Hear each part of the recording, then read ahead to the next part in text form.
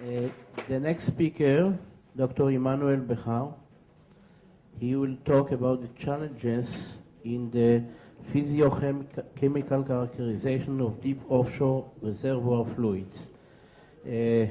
Dr. Behar graduated from École Nationale Supérieure de Pétroles as a refining chemical engineer.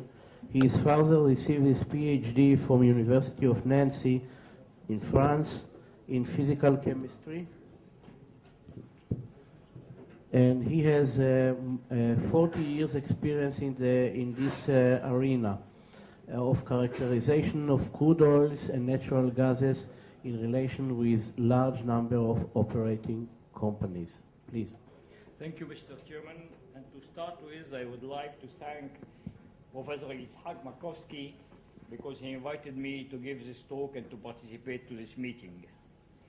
Now, if I look at the title of this meeting, you have hydrocarbons exploration and development. And most of the very interesting talks which we have seen, which you have had today, were concerned by exploration. I'm going to put the first step into development, and also in your title you have perspective and challenges. And I'm going to put a first step into challenges.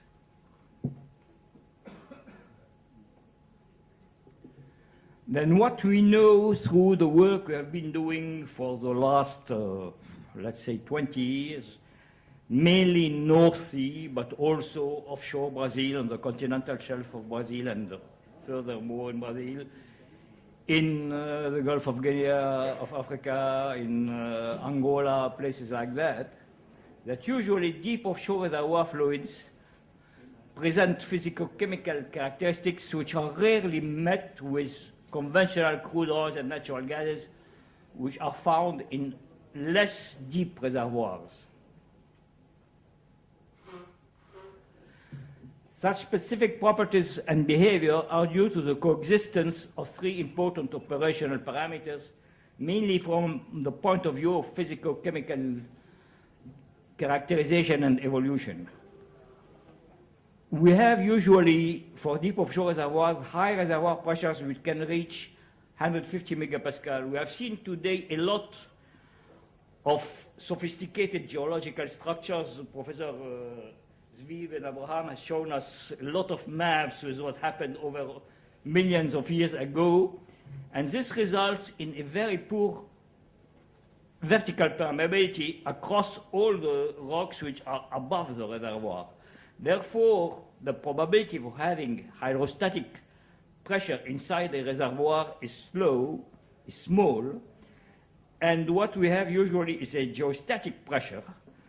And geostatic pressure depends on the density of the rocks which are above the reservoir, and usually this density can lead to pressures inside the reservoir which can be 2 to 3 times the hydrostatic pressures. Also, as a result of the depth, for instance, as we are talking mainly about Tamar field, I have seen that it's around 5,000, 6,000 meters. We can find high temperatures. We can go up to 500 kelvins, which shows 230 degrees C. And as Professor Shimon Feinstein has shown, and I'll be showing also in the coming slides, usually we found that these deep offshore fluids, reservoir fluids, have a bimodal distribution of hydrocarbons with the coexistence of methane with high molecular weight components. These high molecular weight components can be waxes, naphthalene, or asphaltenes, depending on which part of the world you are and on which part of the source rocks you have.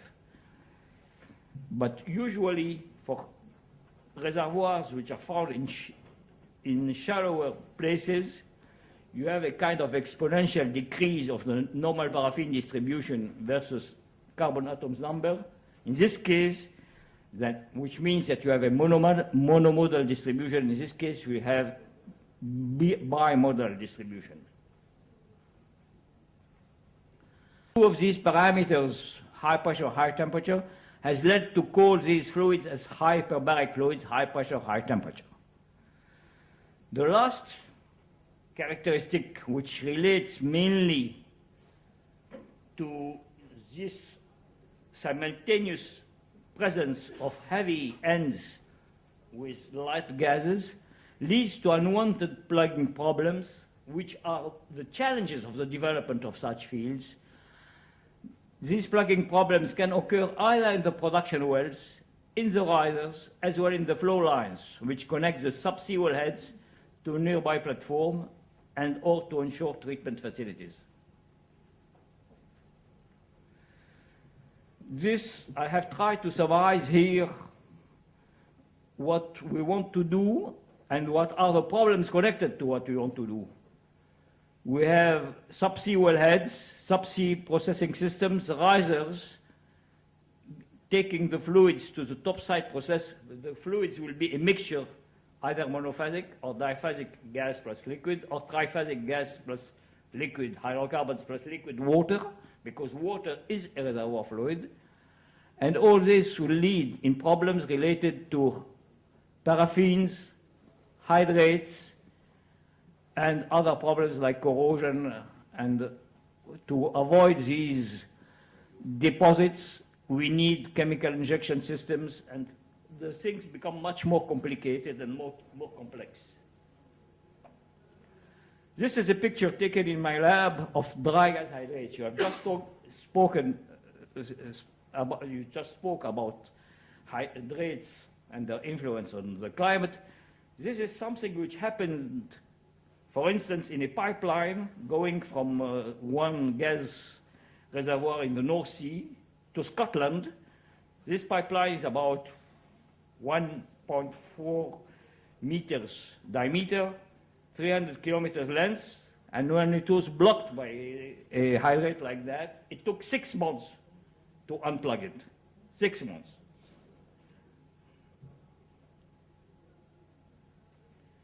This is another picture of lean condensate gas hydrates.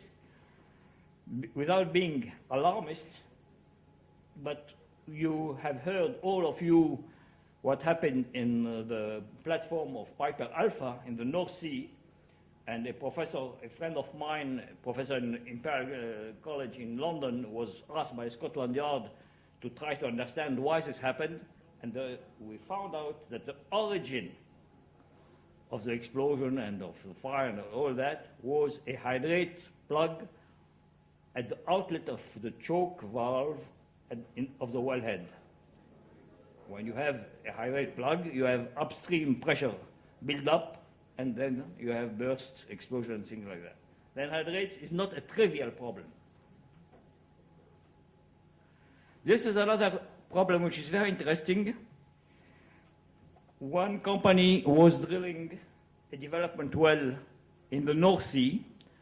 The well was 1100 bars, 110 megapascal initial reservoir pressure, 180 Celsius reservoir temperature, and the well was blocked. And the company which owned this well was not really happy because they spent billions of dollars in deep offshore North Sea well. And they asked many people, amongst which the lab in which I was working, why this happened. And we built the phase diagram experimentally. And what we have seen that initially we had a natural gas with a dew point here. But when you go up in the well, temperature decreases. And in fact, you do that. And you have solids deposition either in equilibrium with the liquid, which is the condensate somehow, or you can have three-phase equilibrium, liquid plus gas plus solid. And you analyze the solid, and the solid was wax deposition inside the well. Then, like that, we learned that these problems are not trivial when you have abnormal distributions, what used to be considered abnormal 20 years ago. Now they are becoming more and more normal. This is something also which happened with an oil company which has, this is onshore, not even offshore. You have the distribution of the hydrocarbons in the produced oil which was sent to the refineries, but all of a sudden the there was no more production. There was deposition inside the well, inside the separator, and inside the lines before sending the produced oil to the refineries. When we analyzed the deposit, we found that. In fact, we had an accumulation, a buildup of heavy waxes with a maximum in carbon atoms number. For carbon atom number C50, about C50, C52, and the maximum amount of this, we concentrated, this is not immediate. You produce, and all of a sudden you have a problem. And then you say, what happened? But when you are in deep offshore, it's better to plan the problem before starting the development, before going in such situations. And this is the most sophisticated thing I have seen in my professional life. This is offshore Brazil. And we studied, I had a PhD student who was sent to me by Petrobras, and we studied the transport from the subsea wellhead to the platform, which was somewhere nearby. And we saw that we had simultaneous formation of a gel consisting of hydrates and asphaltenes. Because hydrates usually, I have shown you, they are not brown like that. Asphaltenes made them brown because the oil contains asphaltenes. It was the first time, and the people from Petrobras published on that, but the initial data were made in my lab. Then the purpose of my talk is to say that such unusual or sophisticated phase diagrams involving solids deposition strongly emphasize the necessity to propose the following solutions at the first steps of fields development. First of all, you cannot use, let's say, PV2E equipment which was used 50 years ago in the 19th century when Colonel Drake started. You need characterization equipment which is tailor-made for these high-pressure, high-temperature reservoir fluids. You cannot use, it's not routine work. For instance, you need hydrocarbon composition analyzer. Professor Shimon Feinstein has shown us the results you can get. I have shown you the results we can get with gas chromatograph, but which are relatively sophisticated, which can work at relatively high temperatures to be able to identify the heavy waxes which are present in these unconventional crudes.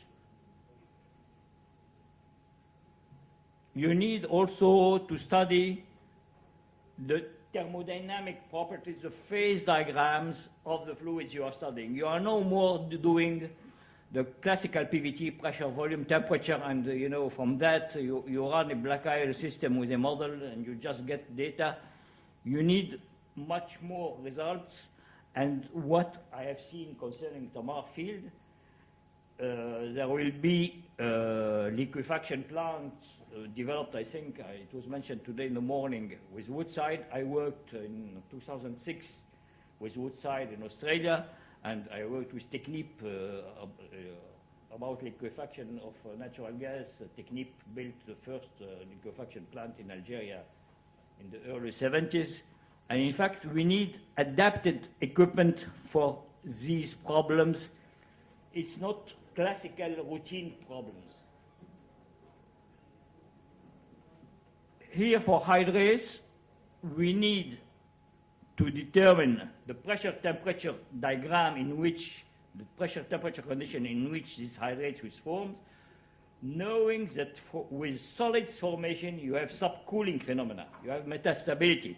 They don't start just like that. You have nothing which happens, and all of a sudden, you have a block of something which looks like ice.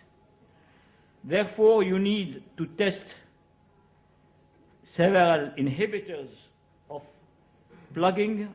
You have two kinds of inhibitors, mainly. You have so-called dispersant inhibitors, which are anti-agglomerant inhibitors. You have also kinetic inhibitors.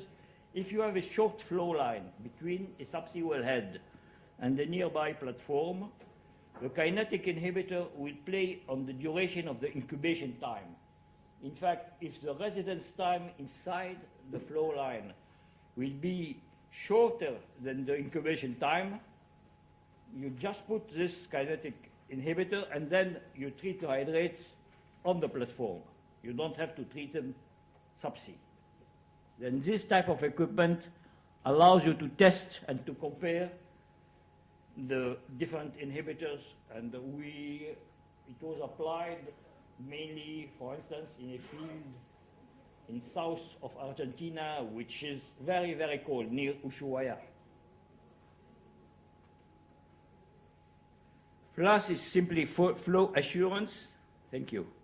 Flow assurance is a way of studying asphaltenes and waxy solids deposition by different techniques: microscopy,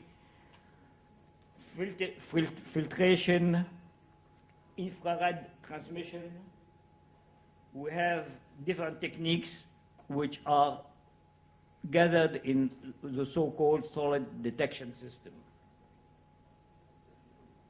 And as you can see, but you need to have very good eyes. I know the result that high pressure microscopy allows you, with a particle analyzer, to see the agglomeration, the progressive agglomeration of the waxy deposit or of the asphaltenic deposit. Once you have equipment, you are not just have rest.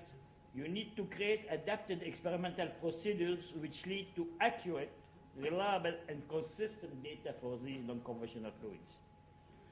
You have analytical data, like the ones I've shown you, like the ones Professor Shimon-Feinstein has shown you, and you have thermodynamic data. They are by essence different. You have chemical data and physical data. And they need to be consistent, which means that you need to be sure that the reliability and the accuracy will be of the same order of magnitude. And finally, you have to integrate adapted compositional models which will use this data both in reservoir and in process engineering simulator in order to optimize the design as well as the operating facilities, the operating conditions of production and treatment facilities. This is, I know there are many university professors here. I've been teaching and I still teach. The students should not consider that the simulator is a black box. It's just computer. The simulator, it's several small boxes where you have models which should be as close as possible to reality, to the physico-chemical realities, to the geological reality, to all realities. It's not black boxes.